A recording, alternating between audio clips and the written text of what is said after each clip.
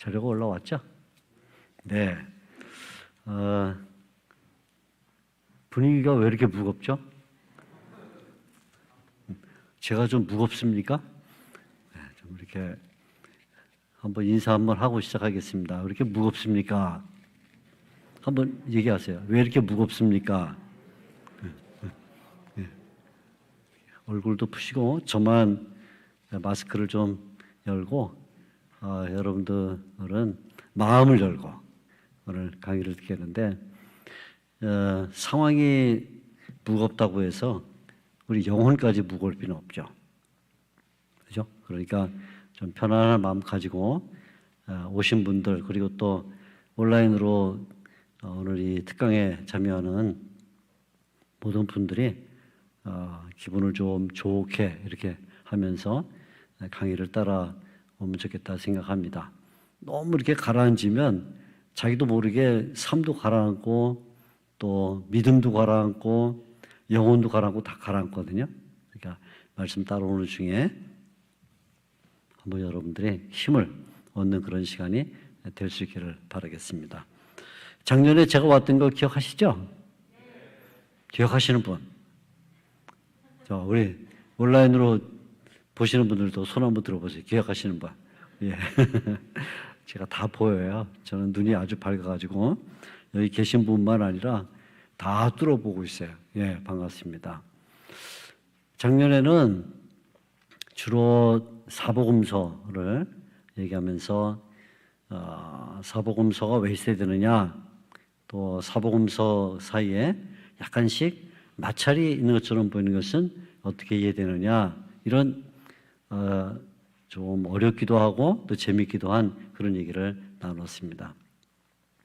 그리고는 약간 그 사도행전의 서론격인 그런 말씀도 드렸는데 이번에는 아예 사도행전만 가지고 2주간 오늘 그리고 다음 주 이렇게 강의를 하면서 사도행전 속으로 한번 깊이 들어가서 하나님께서 이 성경을 통해 우리에게 주려는 메시지가 뭔가, 또 오늘날 이렇게 어려운 시대를 살고 있는 때에 우리 성도들이 어떤 교훈을 받을 수 있는가, 아마 이런 것도 함께 생각할 수 있겠다, 그렇게 생각을 합니다.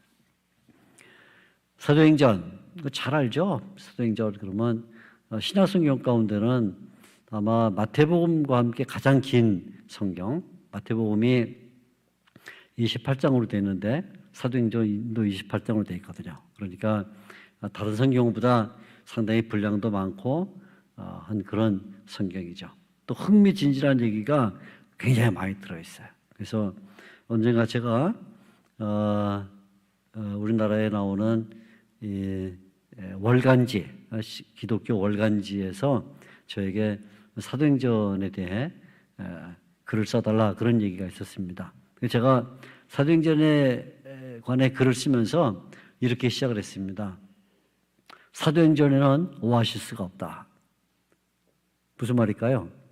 오아시스는 사막이나 이런 황무지 지나가다가 계속 물도 떨어지고 여행에 지치고 수행원들 또 같이 가는 짐 실은 동물들 다 지쳤을 때 눈앞에 야자나무와 함께 탁 나타나는 그 오아시스죠. 그리고 거기에 이제 몸 풀고 물도 마시고 그리고는 좀 쉬었다가 이렇게 가게 되는데, 제가 사도행전을 읽으면 사도행전은 쉴 틈이 없어요. 쉴 틈. 이제 이만큼 가다가 좀 쉴까 그러면 또다시 새로운 장면이 펼쳐지면서 잠깐도 쉴 수가 없는 그런 성경이 사도행전입니다. 그래서 사도행전 들어가면 구석구석에 주워 담을 게 엄청 많은데 제가 2타임 갖고는 다 주워 담지 못하고 그냥 큰 광주리 갖다 놓고 우선은 큰 열매만 오늘은 이렇게 담아서 여러분들에게 드리도록 그렇게 하겠습니다. 사도행전 하면 가장 먼저 떠오르는 것은 사도행전은 누가복음에 이어지는 속편이다. 이게 가장 먼저 우리에게 떠오릅니다.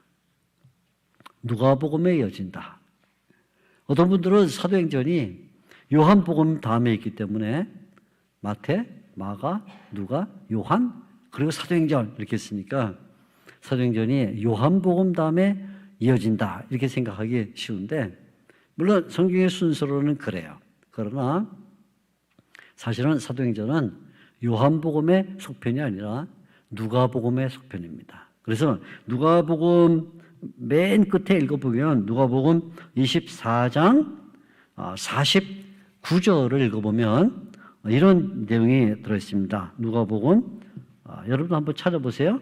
누가복음 24장 49절 읽어보면 이렇게 되어 있습니다. 볼지어다 내가 내 아버지께서 약속하신 것을 너에게 보내리니 너희는 위로부터 능력으로 입혀질 때까지 이 성에 머물라 하시리라. 근데 이 말씀 가운데 누가복음 24장 49절에서 중요한 두 말이 뭐냐면 이렇게 있습니다. 내 아버지께서 약속하신 것, 약속 이란 말이 들어있고 그 다음에 맨 마지막에 보면 이 성에 머물라. 이 성은 어디냐면 예루살렘 성인데 예루살렘 성에 머물라 이렇게 되어 있어요. 근데 오늘 우리가 이제 막 읽고 있는 이 사도행전 1장을 보면 사도행전 1장 처음에 이런 말이 들어있어요. 예수님께서 제자들에게 말씀하시기를 1장 4절에 사도와 함께 모이사 그들에게 분부하여 이르시되 예루살렘을 떠나지 말고 어디를 떠나지 말고 예루살렘. 아까 누가복음 24장 49절에 나왔던 이 성, 예루살렘이거든요. 예루살렘에 머물라. 근데 여기 예루살렘을 떠나지 말고 그 다음에 내게서 들은 바 아버지께서 약속하신 것을 기다리라. 아까 누가복음 24장 49절에도 아버지께서 약속하신 것. 근데 여기도 똑같이 아버지께서 약속하신 것을 기다리라. 그러니까 당연히 사도행전은 누가복음에 이어지는 소편이다. 누가복음 24장 49절하고 사도행전 1장 4절이 딱 만나는 거죠. 이렇게. 그래서 이게 예루살렘이란 말과 아버지께서 분부하신 것 이렇게 되어 있죠. 그래서 누가복음은 전체 내용이 뭐냐면 예수님께서 하신 지상활동을 말해주고 있어요. 예수님이 어떻게 세상에 마국간에 태어나셔서 어떻게 승천하셨냐 하는 이 지상활동에 대한 이야기가 누가복음에 쭉 들어있는데 사도행전에 들어오게 되면 이야기가 이제는 예수님의 활동보다는 사도들의 활동, 이 사도들이 도대체 어떤 일을 했는가 하는 이야기라 누가복음은 예수님의 지상활동을 말하고 있다면 사도행전은 사도들의 활동을 말하고 있다 이렇게 볼 수가 있죠. 이게 첫째예요. 첫째, 속편이다 할 때. 두 번째는 그런데 엄격히 말하면 사도들이 활동하는 것처럼 보이지만 사실은 예수님께서 승천하신 다음 천상에서 활동하는 장면이 사도행전이에요.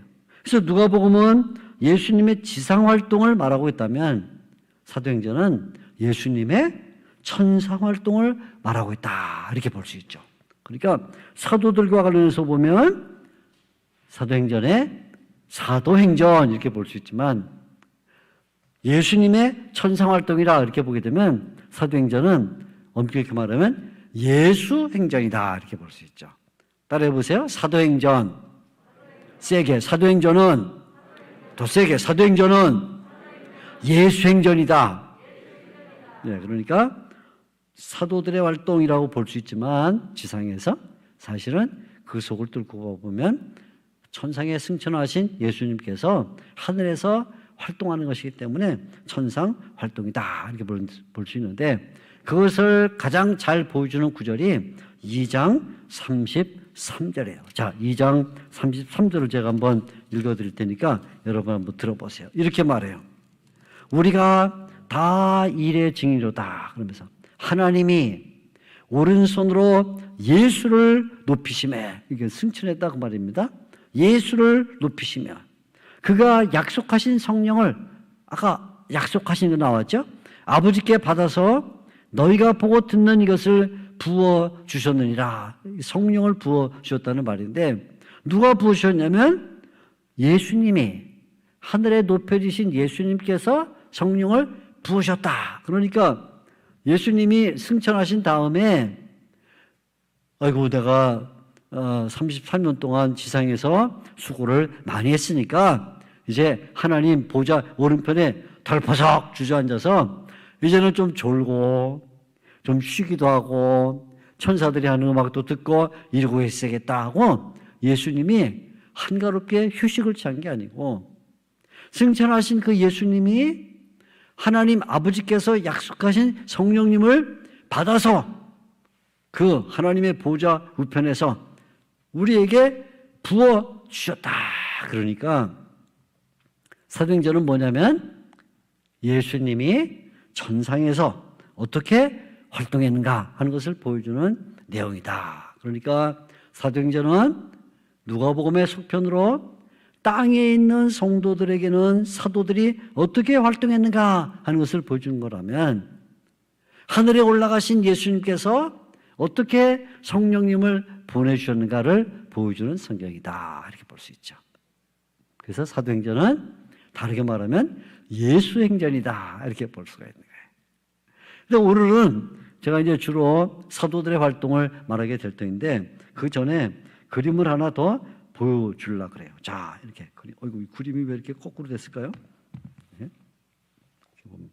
이렇게 그림이 있는데 자, 그림 보이죠?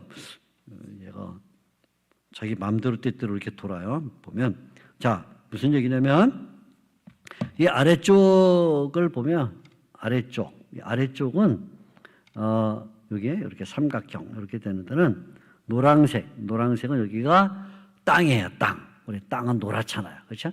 노란 땅에 사는데 이 땅에서 사도들이 활동을 할 때 뭘 했냐? 그러면 첫째는 사도들이 복음을 전하는 데 힘을 썼어요. 복음을 전하고 그 다음에 두 번째는 복음을 전해서 교회를 세우는 일을 했고 세 번째는 교회를 세워서 성도들의 신앙을 지키는 일을 했다. 사도들이 한 일, 이 땅에서 한 일이 뭐냐면 첫째는 복음을 전하고 두 번째는 교회를 세우고 세 번째는 신앙을 지켰다. 이 말인데 그런데 바로 이러한 땅에서 일어나는 일들을 사실은 누가 주도하고 있냐면 바로 이 윗부분에 삼위일체 하나님, 성부 하나님, 성자 예수님, 성령님께서 땅에 있는 교회를 이끌어가고 있다. 그래서 복음을 전할 때는 복음 전하도록 사도들을 추진.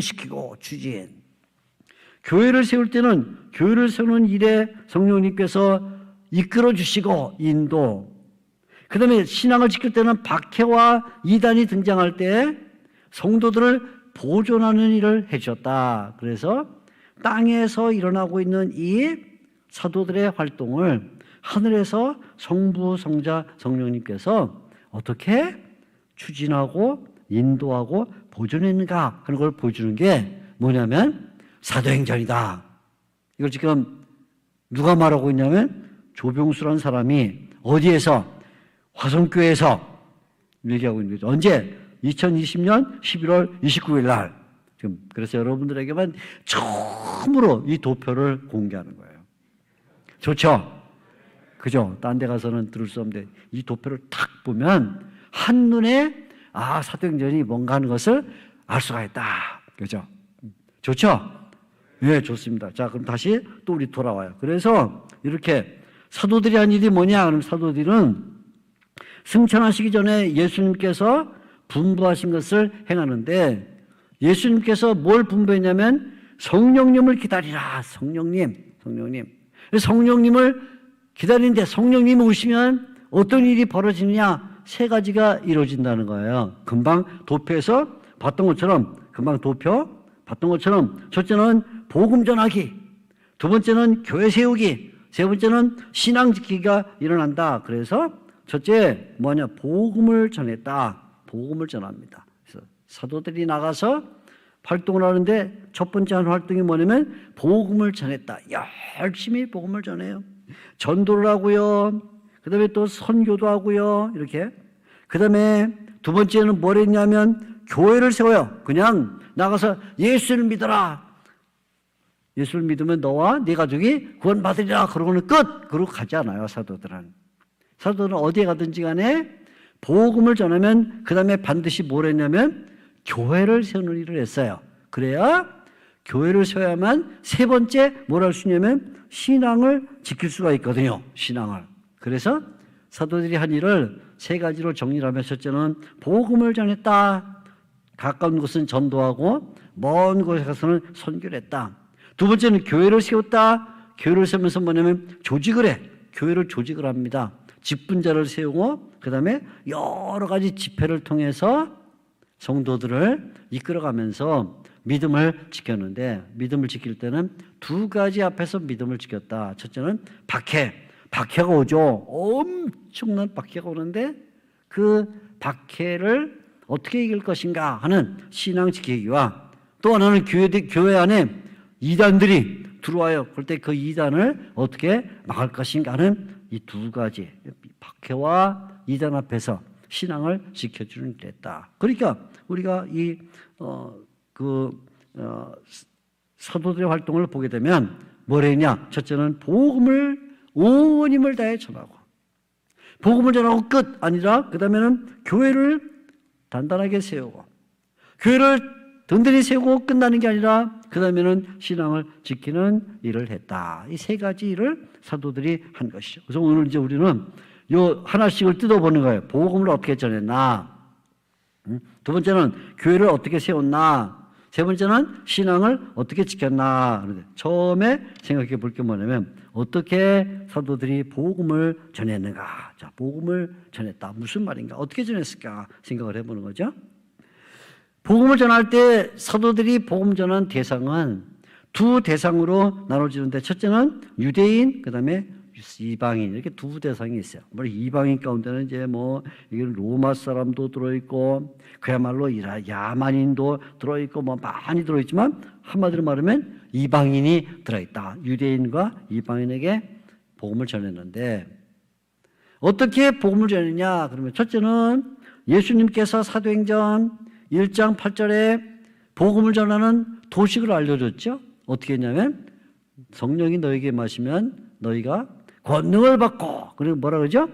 예루살렘과 유다와 사마리아와 땅 끝까지 그죠? 온 땅이죠. 땅 끝까지로 내 증인이 되리라. 그래서 처음에 뭐라고 말씀하시면 예루살렘과 유다에서 복음을 전하고 두 번째는 사마리아에 가서 이방인들에게 복음을 전하고 그 다음엔 유다 인근 지역에 그 다음에 마지막에 이방 지역까지 가서 복음을 전하라. 그래서 유대인과 이방인들에게 복음을 전하라. 예수님께서 사도행전 1장 8절에 말씀을 해주셨죠. 이 일을 누가 감당했냐면 두 교회가 감당했는데 두 교회가 첫째는 예루살렘 교회는 1장에서 12장까지 주로 예루살렘과 유다에 있는 유대인들에게 복음을 전하는 일에 힘을 썼어요. 그래서 12명의 사도와 그 다음에 또 7명의 이 일꾼들과 이런 사람들이 나가서 열심히 복음을 전합니다. 주로 누구에게? 유대인들에게. 여기 유대인들에게 복음을 전하고 유대인. 그 다음에 두 번째 13장에 들어가면 그때는 안디옥 교회라는 교회가 등장하는데 이 안디옥 교회는 주로 누구에게 복음 전하면 이방인들에게 복음을 전하는 일을 했다.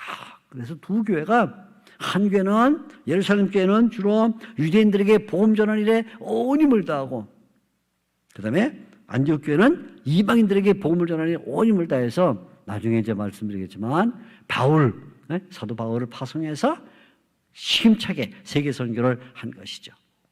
그런데 잘 보게 되면 사실은 이 1장에서 이 12장까지 예루살렘 교회가 복음을 전할 때에도 순수하게 유대인들에게만 복음 전한 게 아니라 그 사이에도 간혹 이방인들에게 복음을 전했어요. 그래서 잘 보게 되면 유대 지역에 여러 명의 이방인들이 살고 있는데 그 이방인들에게도 복음을 전했다. 한 번은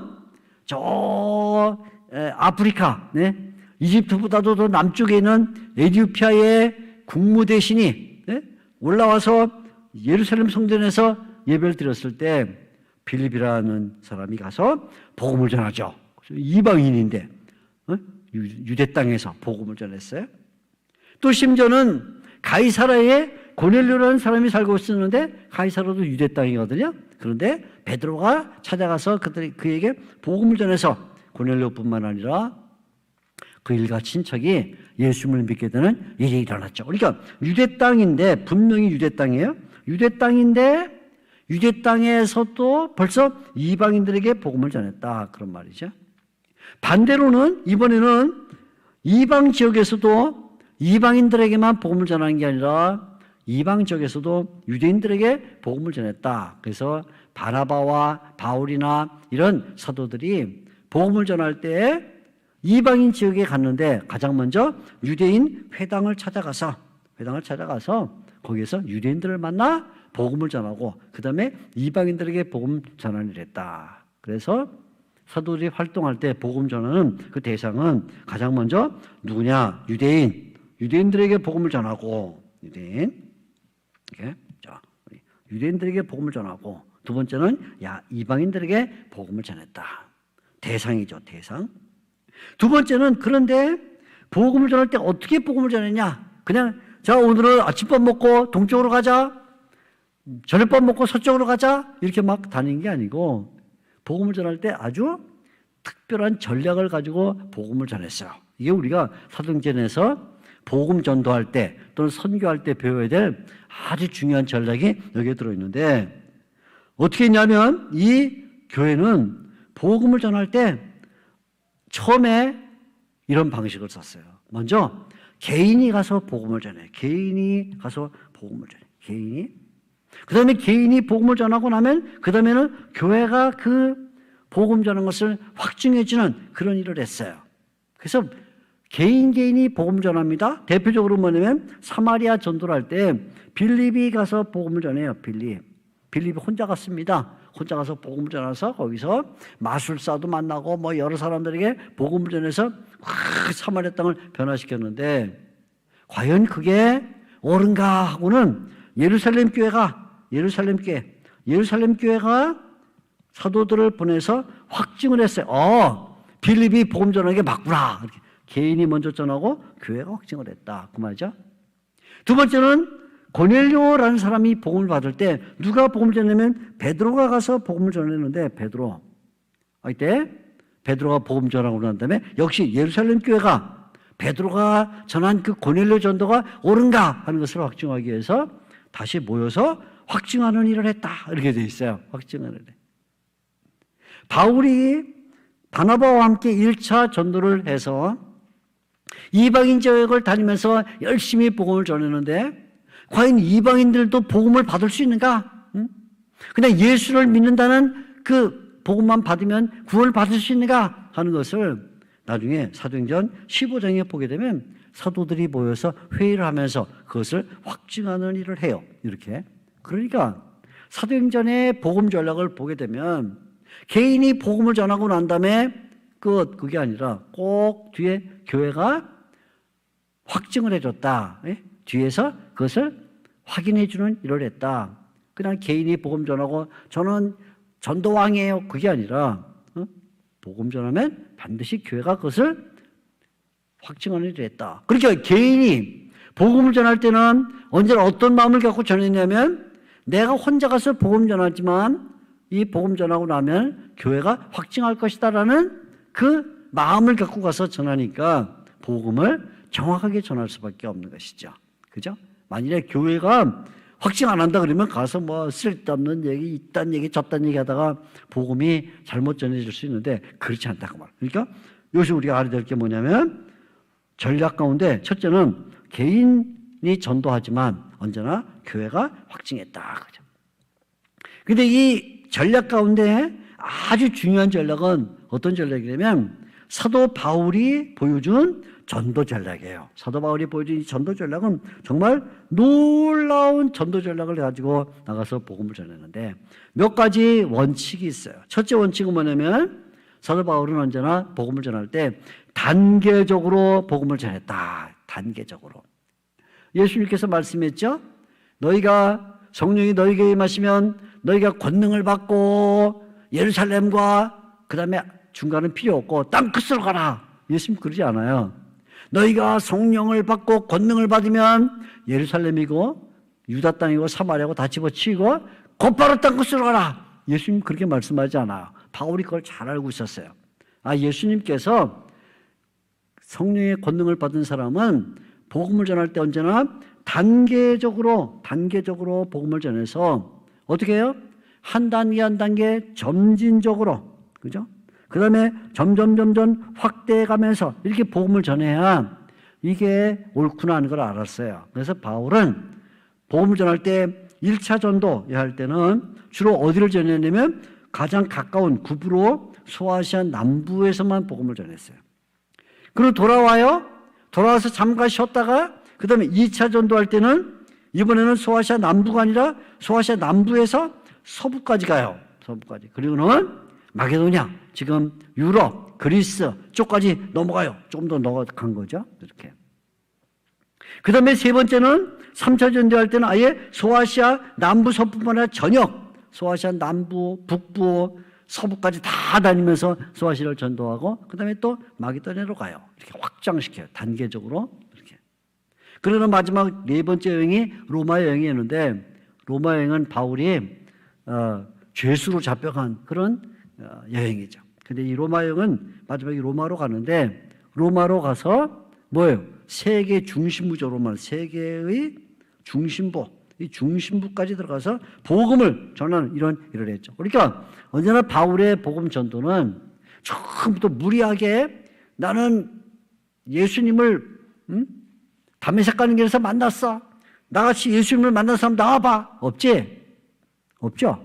없으니까 나는 내가 무슨 이런 위대한 예수님의 빛을 본 사람인데 째째하게 예루살렘 무슨 뭐 사마리아 뭐 어쩌고 저쩌고 이러냐. 나는 처음부터 당장에 로마로 간다. 그러지 않아요. 그건 어리석은 짓이에요. 복음을 전할 때 단계적으로 조금씩 이렇게 확증해서 조금씩. 그래서 나중에는 결국은 로마라는 세계 중심까지 들어가는 이러한 방식을 썼다. 첫 번째. 두 번째는 여기 약간 좀 문제가 생기는데 여기 동그라미가 2번인데 2번입니다. 여기 동그라미 1번, 2번인데 여기는 뭐냐면 언제나 바울은 복음을 전하면 목적을 가지고 있었다. 여러분 그 종이 한번 보세요. 그러면 목적을 갖고 있었다. 바울은 언제나 선교할 때 목적이 분명했어요. 그래서 1차 전도 여행할 때는 그 목적이 뭐냐면 개척이에요. 개척. 교회를 개척하는 거예요. 아직 교회가 서 있지 않기 때문에 조금 전도 여행하니까 가서 교회를 개척하는 일을 했다. 두 번째는 뭐냐면 이미 개척된 교회를 신방을 해요. 신방. 다시 방문해요. 그래서 가서 뭐냐면 믿음 생활 잘하고 있나 혹은 그 교회가 믿음 생활을 잘하면 그러면 바로 그 교회를 본부 삼아서 그 옆쪽으로 또 나가는 거예요. 이렇게. 그러니까 처음에 1차 전도여행은 개척이라면 2차 전도여행은 신방을 했다. 신방. 그리고 3차 전도여행은 그 다음에는 가서 다지기. 신방한 그 교회 또 찾아가요. 찾아가지고 이제는 장로도 세우고 집사도 세우면서 딱 다져가지고 흔들리지 않는 교회를 만들었다. 이렇게 목적이 있어요. 그리고는 로마 선교를 했을 때는 로마 선교의 목적은 뭐냐면 세계 중심부를 복음으로 때리는, 복음으로 강타하는, 아예 황제가 있는 그 도시를, 그 나라를 그냥 중심을 변화시키는, 굉장하죠. 그러니까 이게 우리가 여기다가 목적이 있다 이렇게 말하면 바울은 언제나 1차는 언제나 여기는 개척. 처음에 갔으니까 교회를 개척해야 되겠죠. 두 번째는 개척한 교회를 한번 찾아가서 신방해야 되겠죠.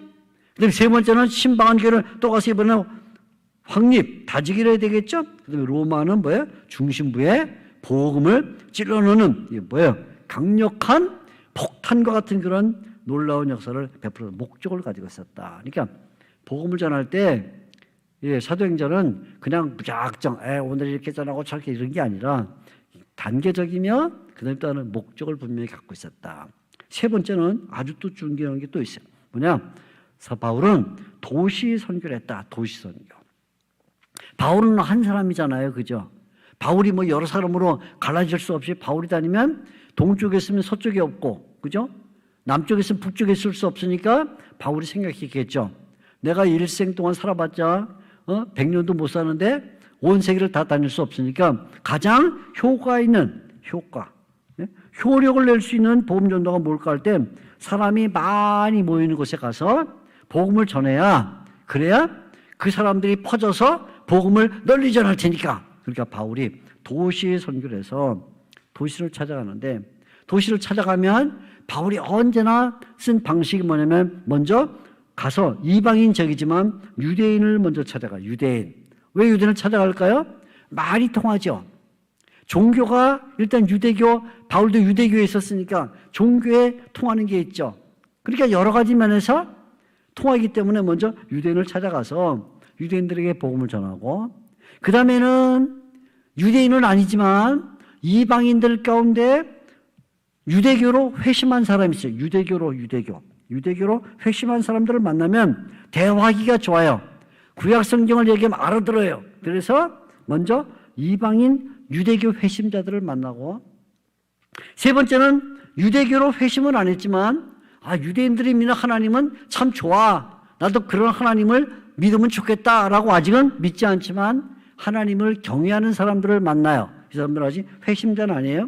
그래도 유대교의 신화적인 성격을 갖고 있죠. 그들에게 복음을 전해요. 그 다음에는 맨 마지막에 유대교에 관심도 없고 하나님의 관심도 없는 순수한 이방인들을 찾아가서 복음을 전했다. 이것도 전략이죠.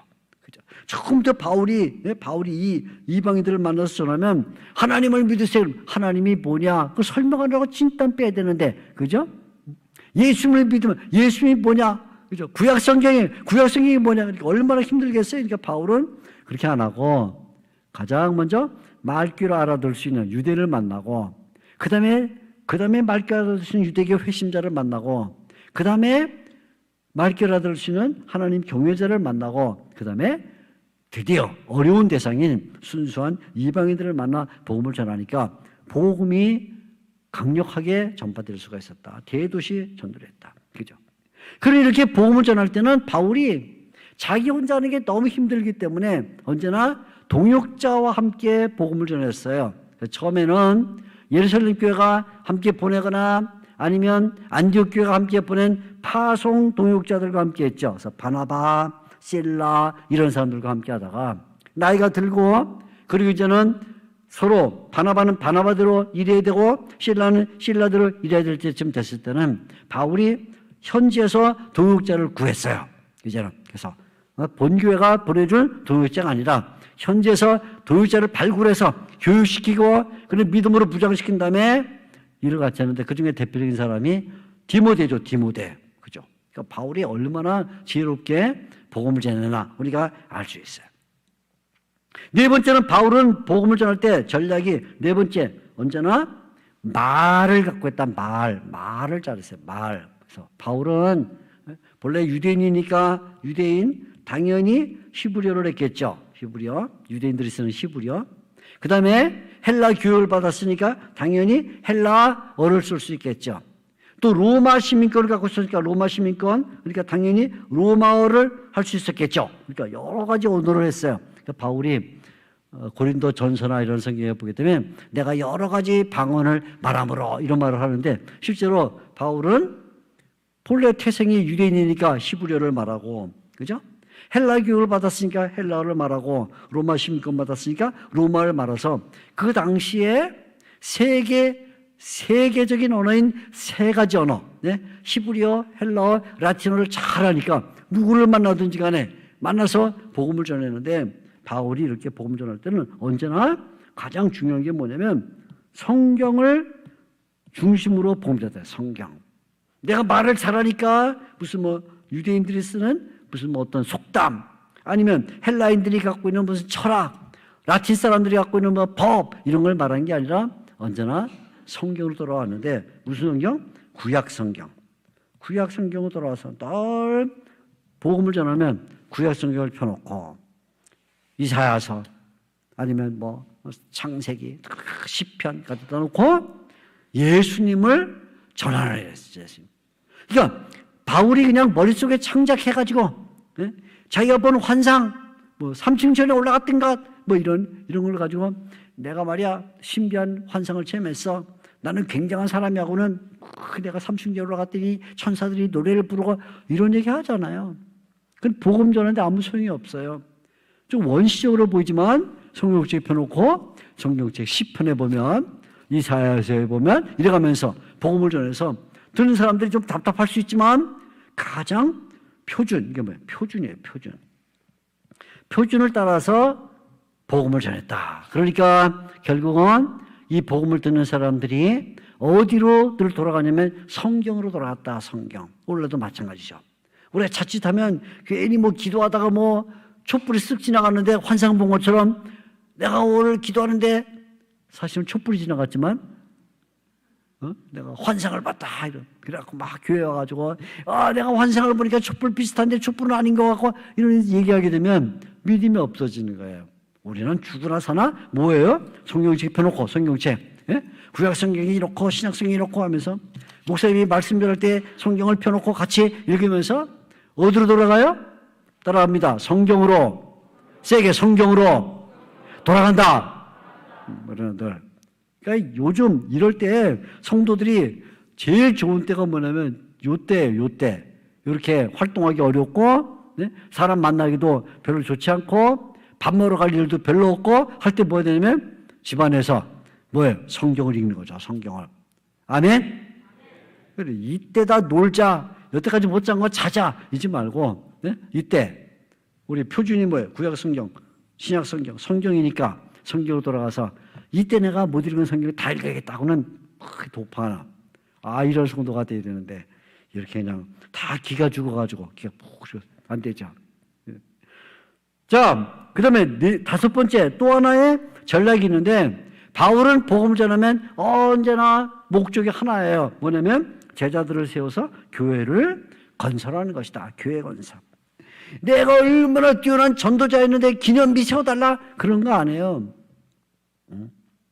내가 이렇게 복음을 전했는데 뭐 어디다가 명패를 하나 달아주지 않고 뭐하냐 이런 거 원하지 않아요. 내가 복음을 전하다가 10개, 20개를 했는데 나한테 금메달이라도 해줘야 되는 거 아니냐 그런 거 생각이 없어요. 뭐냐? 복음을 전하면 오직 목적이 하나 제자를 세워서 교회를 건설하는 것이다. 교회. 그래서 바울이 가는 곳은 언제나 교회가 쓰는 거예요. 교회가 쓰는 거예요.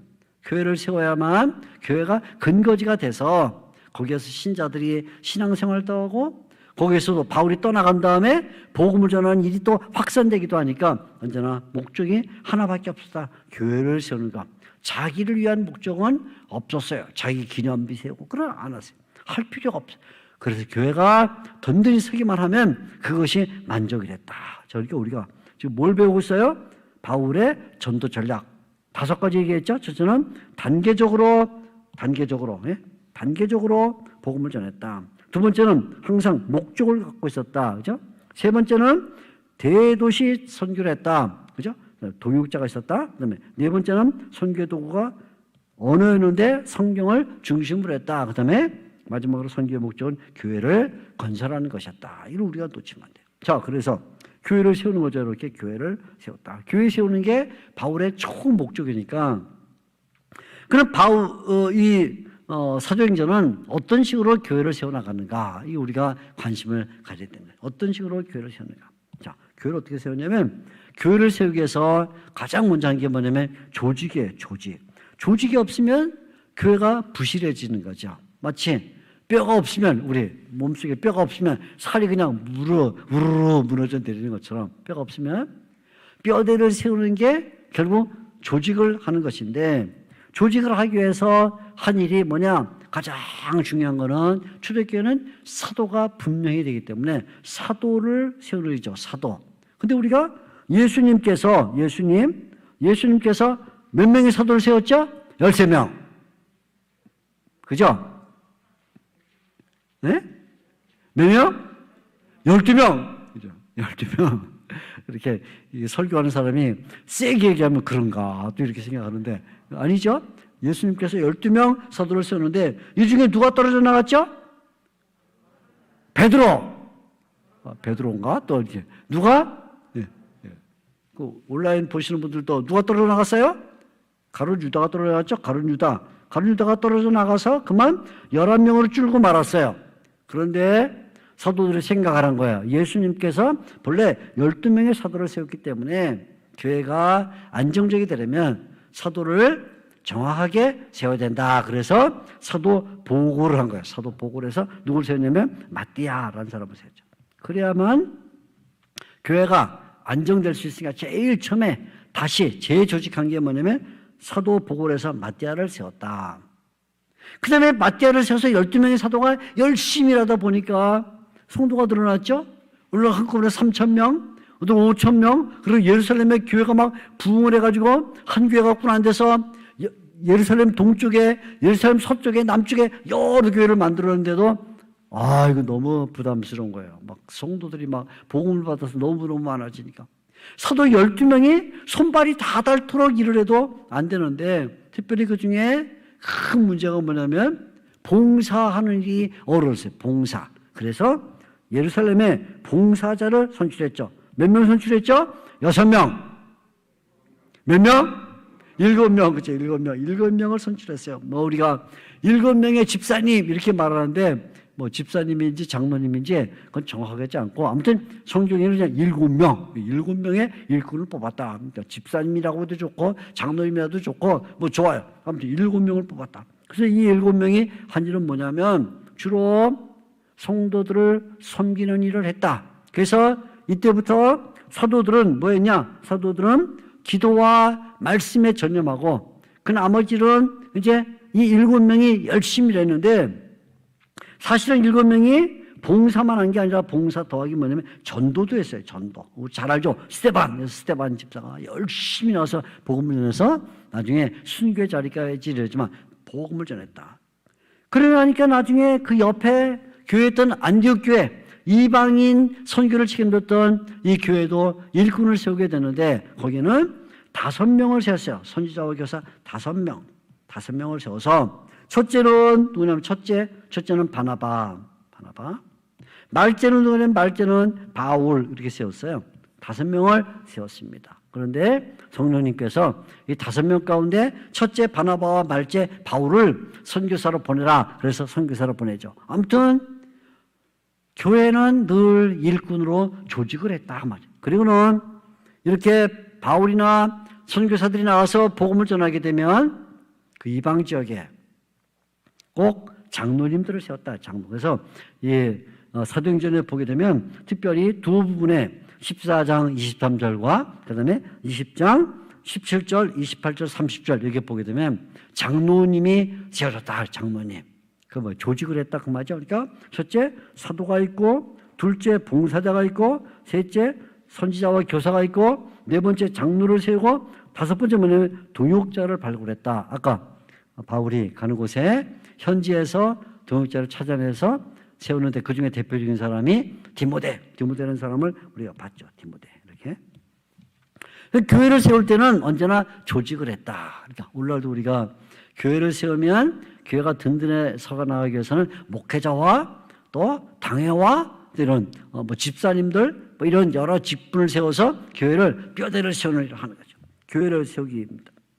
두 번째 뭐냐면 이렇게 그냥 일꾼만 세워놓고 있었던 게 아니라 일꾼을 세우면 그 다음에는 집회를 했어요. 집회. 이 집회가 굉장히 중요해요. 사도행전에는 많은 집회가 나오는데 그중에 제가 4가지만 정리를 했는데 첫째는 뭐냐면 기도회. 열심히 기도를 했어요. 열심히 기도해. 그래서 예루살렘 교회가 처음에 예수님께서 승천하시고 난 다음에 모여서 120명이 모여서 열심히 기도하죠. 열심히 기도합니다. 근데 기도해야 할 때 그 기도하는 목적이 있어요. 기도하는 이 첫 번째 1장의 기도회는 뭐냐면 사도를 보고를 하기 위해서 기도했어요. 사고를 보고를 하기 위해서. 그 다음에 4장을 보면 4장에는 핍박을 이겨달라고 박해를 이길 수 있도록 힘을 달라고 기도를 했어요. 그리고 12장에 보게 되면 역시 베드로가 옥에 갇혔을 때 이 마리아의 집에서 성도들이 모여서 기도회를 했어요. 그래서 역시 이것도 박해를 이겨달라는 기도를 했죠. 그러니까 기도회를 했습니다. 원래 우리가 모이기 어려워서 기도회로 모이기 어렵죠. 기도회? 회는 뭐예요? 모여야 되는 게 회잖아요. 그죠? 모일 회니까. 그러나 지금은 모이기 어려우면 혼자 모이는 거, 혼자 모인단 말이 약간 좀 모순적이지만 정한되면 부부가 모여요. 부부가. 그죠? 부부가 모여서 아니면 자녀들하고 모여서 이 기도회를 해야 된다. 네? 우리에게 이 어려운 시기를 이겨나도록 교회가 이 어려운 시기에도 침체하지 않도록 우리의 믿음이 어려운 시기에 더 성장하도록 해야 돼요. 이게 사도행전이 우리에게 보여준 거예요. 교회가 전 교회가 다 모여서 기도하면 참 좋죠. 그러나 핍박 때에는 그렇게 할 수도 없어요. 핍박 때는 코로나 때는 똑같아요. 핍박 때는 그러면 어떻게 했어요? 모일 수 있는 사람만 모인 거예요. 집에서 모이든 어디서 모이든 모여서 기도회를 했다고요. 그러니까 우리가 지금 이 시대에도 이제는 우린 회를 가질 수가 없어. 모일 회. 어려운 시대니까 학원 주저하는 게 아니라 모일 수 있는 대로 가정에서 부부는 모일 수 있잖아요. 그죠?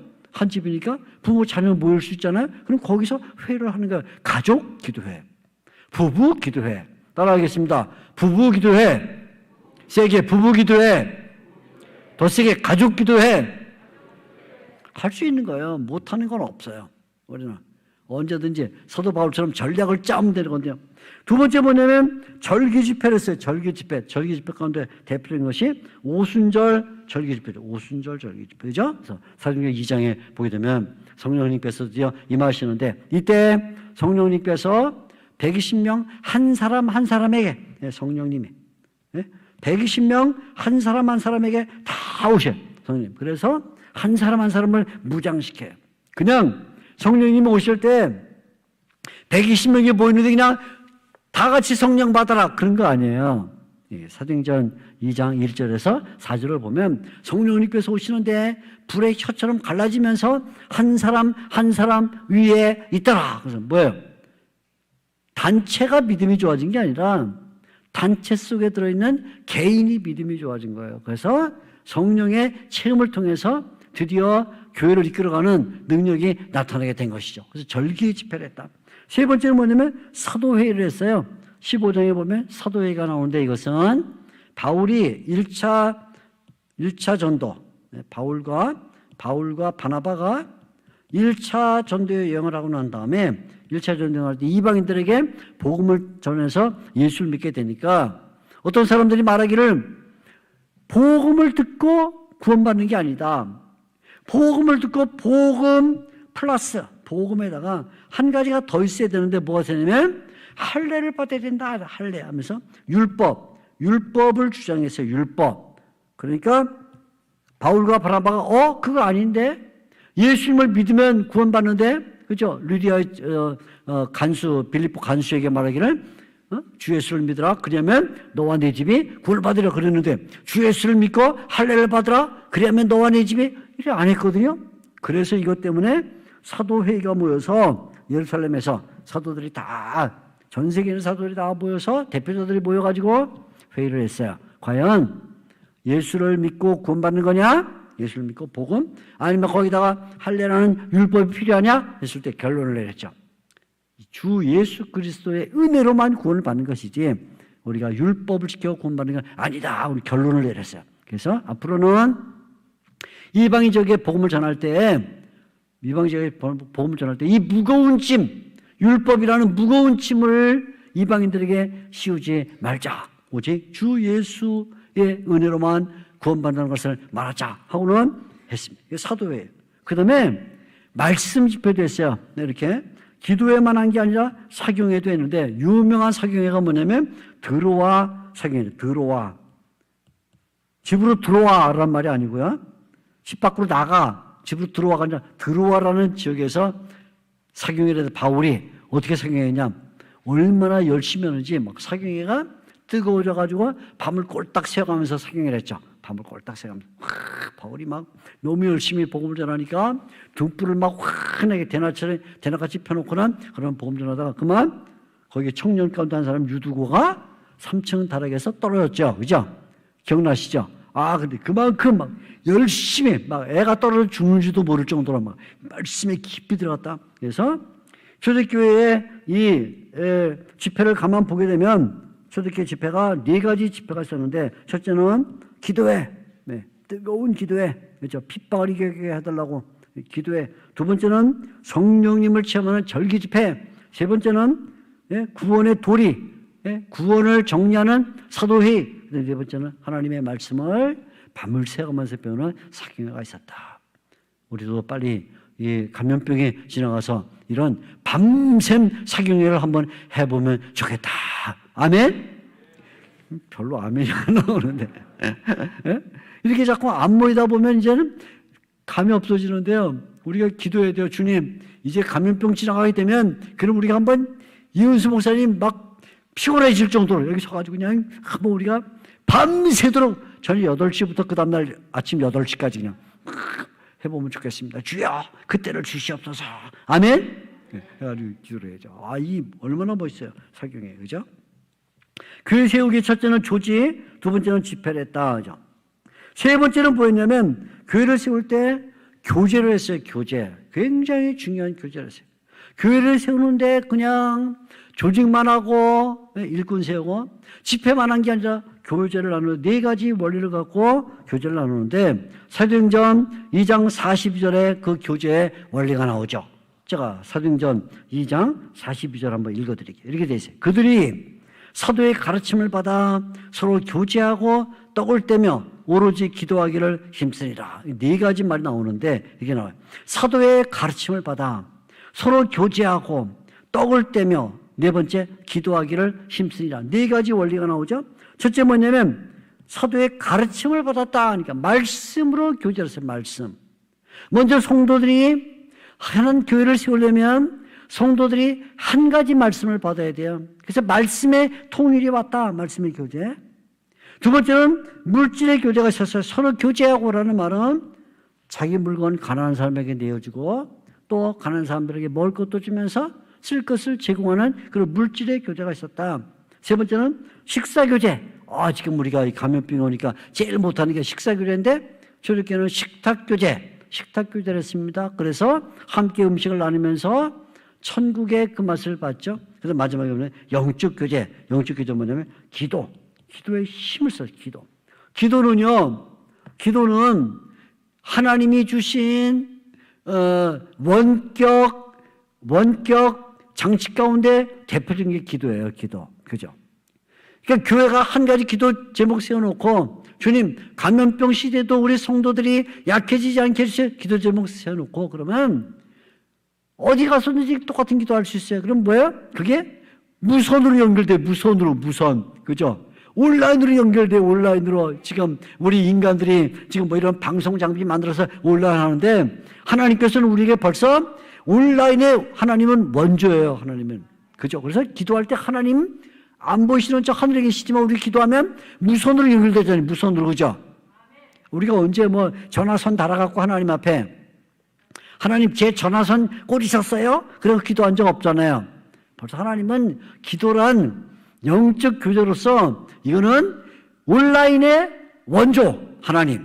온라인의 원조. 그래서 우리가 성도들도 서로 수평적으로 기도 제목을 가지고 어디 있든지 기도할 수 있는 거예요. 그게. 그러면 다 기도의 선이 이게 무선으로 다 연결이 되게 돼 있거든요. 얼마나 좋은 장치인지 몰라요. 그러니까 영적 교제에서 교회가 서나갈 때 첫째는 말씀의 교제가 있었다. 말씀 교제. 두 번째는 서로 간에 가난한 자를 돕는 물질 교제가 있었다. 세 번째는 식탁 교제가 있었다. 네 번째는 영적 교제로 기도가 있었다. 그 다음에 교회 세우기에 또 하나는 서해 봉사가 있었다. 서해 봉사. 그런 이 교회는 그냥 교회 내적으로만 강해진 게 아니라 교회 내적으로. 교회가 서나갈 때 강한 힘은 어디로 나타나냐면 밖으로 나타나는 거죠. 교회 밖으로. 그래서 이 서해 봉사란 다른 게 뭐냐면 교회 밖으로 힘이 뻗쳐나갔다. 교회 밖으로. 그죠? 교회 밖으로. 그래서 온 백성에게 은혜를 베풀었어요. 그래서 사도행전 2장 47절 보게 되면 하나님을 찬송하고 온 백성에게는 은혜를 베풀었다. 그 중에 대표적인 사람이 한 명 나오는데 욥바의 다비다. 도르가라는 별명을 갖고 있는 이 다비다가 얼마나 선행을 많이 해요? 이 여성은 옷 찢는 재주가 있어요. 옷 찢는 재주. 옷을 만드는, 의복을 만드는. 그래가지고 속옷도 만들고 겉옷도 만들어서 가난한 과부들에게도 주고 어린아이들에게도 놔주고 이웃 사람들에게 이 선행을 많이 베풀어줘. 그래서 사람들이 다비다를 보면서 예수를 믿게 되는 거죠. 심해 교회 밖으로 뻗어나간 거죠. 바울도 24장 17절에 보게 되면 바울이 드디어 3차 전도 여행을 마치고 예루살렘에 올라와요. 3차 전쟁 오래간만에 예루살렘 올라올 때 바울이 뭐라 하냐면 내가 우리 민족을 구제하기 위하여 구제할 것을 가지고 왔다. 구제할 것. 바울이 올라올 때 교회에 연보를 갖고 올라온 게 아니라 오히려 이스라엘 백성들을 도우려는 가난한 백성을 돕기 위해서 그동안 선교 여행하면서 받았던 여러 가지 그 헌금들을 모아가지고 예루살렘 올라와서 구제를 했단 말이에요. 구제. 그러니까 놀랍죠? 그죠? 그러니까 처음부터 2장 47절 구제를 했고 다비다 대표적으로 구제한 여성이고 바울 전도여행을 마치고 예루살렘 올라왔을 때 구제할 걸 갖고 왔다. 그게 바로 초대교회가 힘있게 서나간 증거라 그런 말이죠. 자, 이제 마지막으로 그러면 이렇게 교회를 세우고 난 다음에 어떻게 교회를 지키며 또 신앙을 지켰는가 하는 것을 우리가 배울 수 있어요. 신앙 지키기. 왜 신앙을 지켜야 되냐면 두 가지 이유 때문에 신앙을 지켜야 됐어요. 하나는 뭐냐면 박해가 있어요. 박해. 계속 교회를 박해해요. 교회를 박히는데 누가 박해하느냐? 교회 아닌 모든 게 교회를 박해했어요. 교회 아닌 모든 게. 첫째 누가? 유대 종교가 박해해요. 유대 종교가. 두 번째는 로마 정치가 박해를 해요. 로마 정치가. 세 번째는 이방인 문화가 박해를 해요. 그러니까 유대교, 로마 정치, 이방인 문화가 총체적으로 교회를 박해를 했다. 그러니까 얼마나 박해가 무서워요. 그냥 어느 한 방향에서 한 그룹이 박해라면 그까지 뭐 이겨나갈 수 있는데 그게 아니라 유대교, 로마 정치, 그 다음에 이방 문화가 합세가지고 교회를 박해를 했는데 어떻게 박해했냐? 처음에는 복음을 전하는 걸 금지했어요. 금지. 복음 전하지 마. 그랬어요. 두 번째는 복음을 전하면 채찍질해갖고 감옥에다 집어넣었어요. 감옥에 집어넣어요. 세 번째는 그래도 말 안 들으면 죽였어요. 순교. 그죠?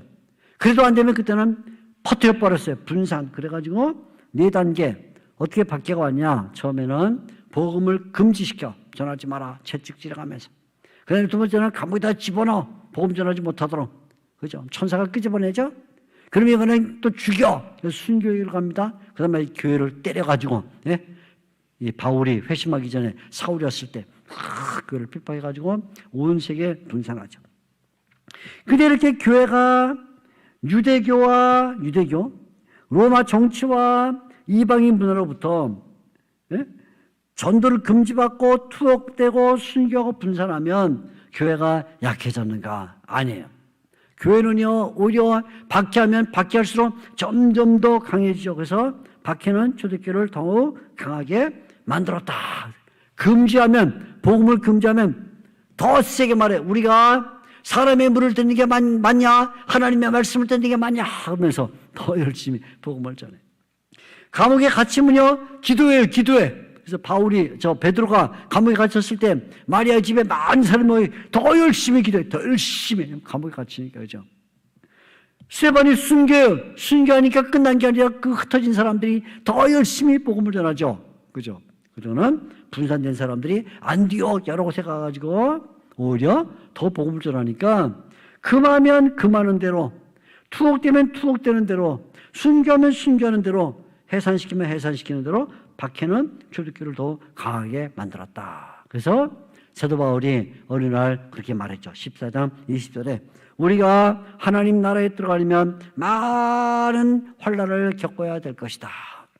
어차피 우리는 환난을 겪는 것이다. 예수를 믿고 가는 동안에 이런 환난을 겪으면서 어디 가냐? 하나님 나라에 간다. 소망을 확실하게 하나님 나라에 간다 그랬죠.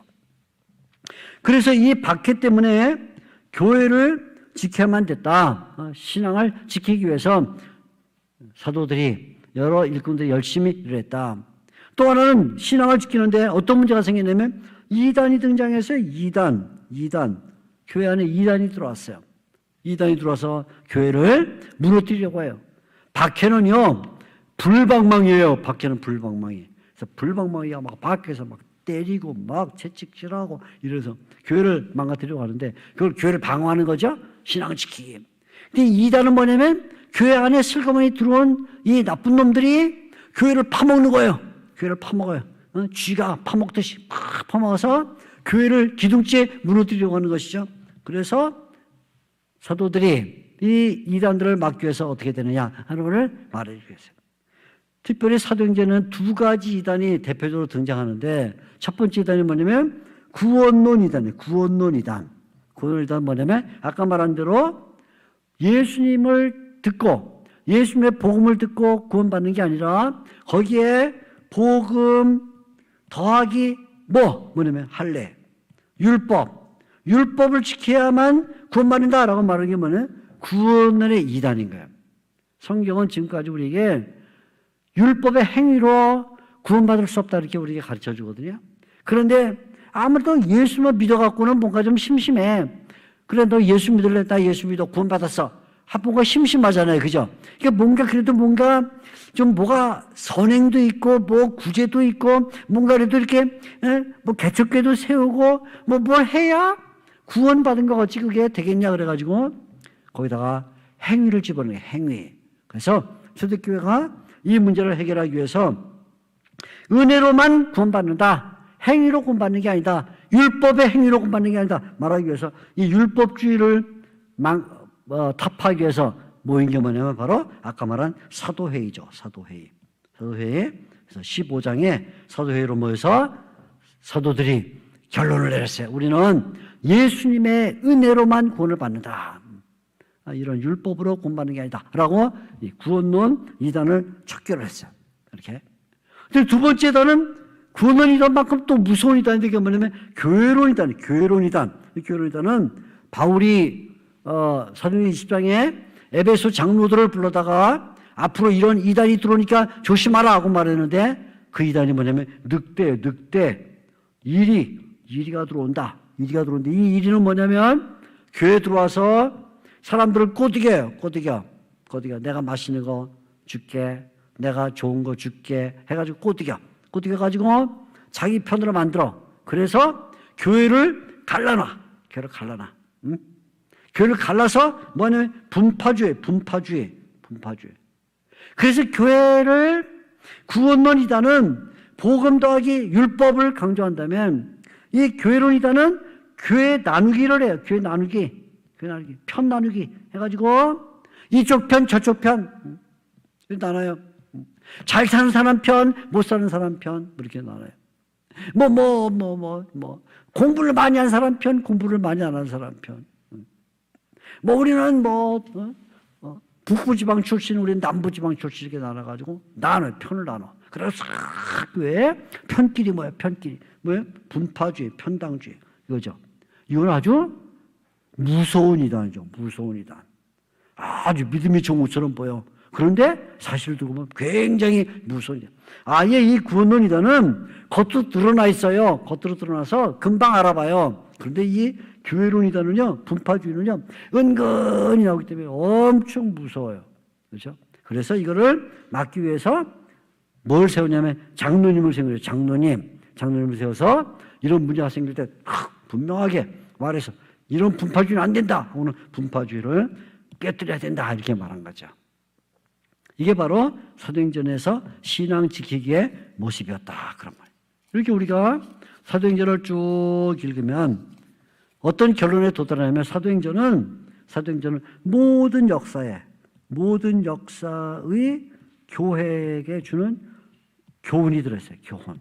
이거는 사도행전으로 끝나는 게 아니라 모든 교회, 100년 뒤, 200년 뒤, 1000년 뒤, 1500년 뒤 모든 교회, 또 동시에 현대의 교회에 주는 교훈이 들어있다. 그래서 우리가 사도행전을 잘 알게 되면 어떻게 복음을 전해야 되는가, 어떻게 교회를 세워야 되는가, 그리고 어떻게 신앙을 지켜야 되는가를 알 수 있다. 그러니까 사도행전을 잘 이해하면 역사와 현대에 일어나는 수많은 문제들을 해결할 수 있는 지혜와 능력을 얻을 수가 있다. 이게 바로 사도행전의 모습입니다. 오늘은요, 제가 이 사도행전의 중요한 내용 두 가지를 말씀드렸죠. 하나는 아랫부분 교회 복음 전하기와 또 교회 세우기와 신앙 지키기를 오늘 말씀드렸는데, 다음 주일은 이 윗부분을 말씀드릴게요. 윗부분. 그러면 도대체 땅에서 이런 일들을 성부와 성자와 성령님께서 어떻게 추진하시고 어떻게 인도하시고 어떻게 보존하셨는가, 배우면 사도행전을 통해서 하나님께서 교회를 지금도 이렇게 세우시는구나를 알 수가 있습니다. 잘 들으셔서 여러분 모두가 힘있게 교회를 세워나가시기를 바랍니다. 귀한 말씀 주신 하나님께 감사와 찬송을 돌립니다. 감사합니다. 수고하셨습니다.